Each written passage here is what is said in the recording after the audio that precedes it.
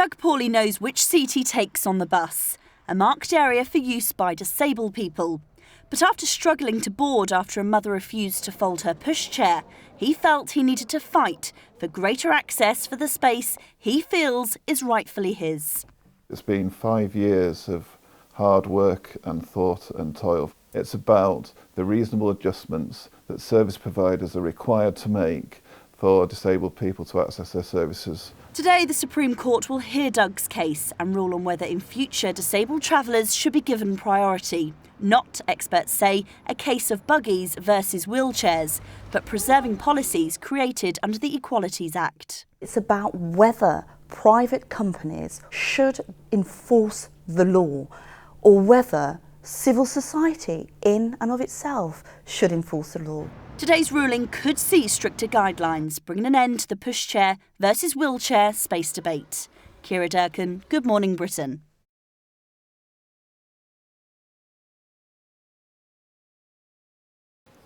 A landmark ruling in the Supreme Court today will determine whether buggies or wheelchairs have priority on buses.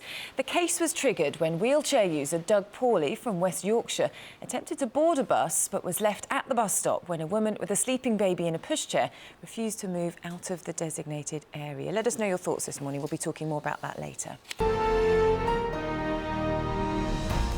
Should wheelchair users get priority over buggies on buses? That's the issue the Supreme Court will make a ruling on later today. The case was triggered after a mum with a pushchair refused to move to make room for a man using a wheelchair on a bus in Leeds in 2012. Yeah, so this is a legal battle that's been rumbling on for 5 years. Wheelchair user Scarlett took us onto the buses to give us an insight into the daily struggle for a space.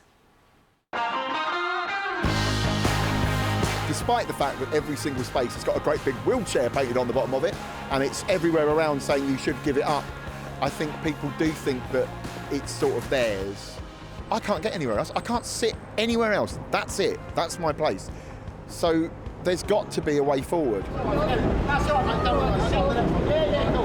Just then I went to get on a bus and there was already a pram and then a guy had got on with a pushchair. At the end of the day, it is our space. It was designed for us, and it should really be up to us to be magnanimous. Say we're both going to get on a bus. Who do you think should have priority? If you've got a space on the bus for a wheelchair, then you should have a right to that wheelchair. I feel like the mum can take baby out the pram, fold down the pram, and then sit down with the baby. First come, first serve. First come, first serve? Yeah, definitely. Caden, who do you think should have priority? Mick's here now alongside mum and blogger Natalie Brown, who says, well, when you've got a buggy and you've got perhaps a sleeping baby and the buggy's laden with shopping, would you move out of the way for a wheelchair user to have that space? I would move out of the way and I would get off a bus if it came to that. In order for a wheelchair user to get on. So are you critical of the mum who wouldn't do that for the wheelchair user back in 2012, which has sparked this legal battle? I find it very hard to believe that there wasn't a way, somehow, that the wheelchair user could have got on and the mum could have continued her journey. But the point is, it shouldn't be a case of either or. There should be a space for wheelchair users and for buggies. The only reason that space on a bus exists is because wheelchair users lobbied for it and parents are able to use it too. Yeah. This is down to the bus companies. Well, except we don't have a situation where there is enough room for everybody who has, you know, a lot of stuff, including a buggy and a baby and all the shopping, for instance. So, Mick, you know, I think most people will totally agree. There should be room for everybody. Yeah. But when you get on a bus and there is a parent with a buggy in that space, how do you approach that situation? I think the thing is what this court case is about is priority. Right. It's saying that we have priority, which then, it wasn't in the film, but I tried to get on a bus and there was already a pram and a guy with a pushchair on it. And the driver said to someone, oh, you've got to move. And they were both running around trying to move. And I just said, it's all right, don't worry, I'll get the next one. Because everyone had acted like they wanted to move. Because I have priority, which means I have the right to say, it's all right, I'll get the next one. But if you say that we don't have the right to be nice, empathic, you know, and have good manners and say, hey, it's all right, we'll get the next one. Because some disabled people have issues with things like core temperature. So it's really cold, you're waiting at a bus stop, you go to get on the bus and you're not even allowed on because there's already a pushchair in the space. I mean, it was very clear, wasn't it? The original case, Doug Paulley from Wetherby in West Yorkshire attempted to board a bus operated by First Group which had a sign which said, please give up this space if needed for a wheelchair user. Yeah, exactly. So in terms of the case that he's brought, I think fair enough. I mean, it's an interesting thing, isn't it? Whether a mum with a baby considers herself to be as vulnerable a person in society as somebody in a wheelchair. I mean, I would argue, with the greatest of respect to all the mums out there, but, you know, wheelchair users should take priority over healthy mums and healthy babies. I agree with that too, but the point is a parent with a pushchair has as much right to use a bus as anyone else, whether it's a wheelchair user or not.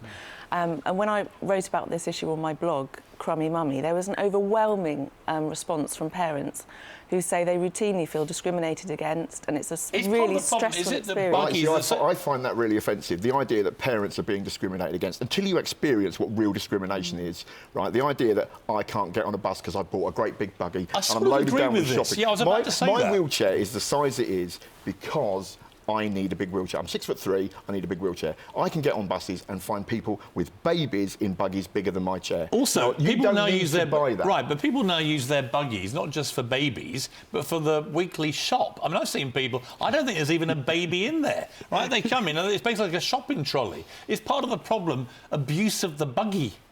I mean, I think it's a whole different topic if you start to legislate on the size of a pushchair, and, you know, people use it for different things. In the old days, a buggy, you'd fold it up and you'd hold the baby, right? That is happening less and less but now as buggies become these great things. And now you can have buggies, of course, where you can put the toddler in as well as the baby. So if you're a parent with 2 children... I'm about to be using a double pushchair on a bus. And it's to be like honest, a truck you're bringing onto a bus, right? I've bought the smallest double buggy I could find, but to be honest with you, I'm dreading it. I'm dreading it. OK, look, let's the thing is, right, what we want to do, I mean, is we want to reach a point where we work together. What's the answer? It shouldn't be I'll tell you what the answer is that parents and disabled people get together, instead of being adversarial, as we are at the moment, going to court and fighting over who has the right, we work together to say to the bus companies and to the government, we want a bus that's designed to be used for all of the public. It shouldn't be that poor parents are on a bus, like you said, panicking as they pull up to a bus stop and they see a wheelchair user. That shouldn't be the case. It should be a bus for all. It would be inclusive design is the answer, not accessible design. Yeah, I mean, you have fold-up seats which people can either sit on, or you fold it up and a pushchair can slide in nicely. I do think, though, until the law gets changed, and I agree with you, and it should be that, but I do think,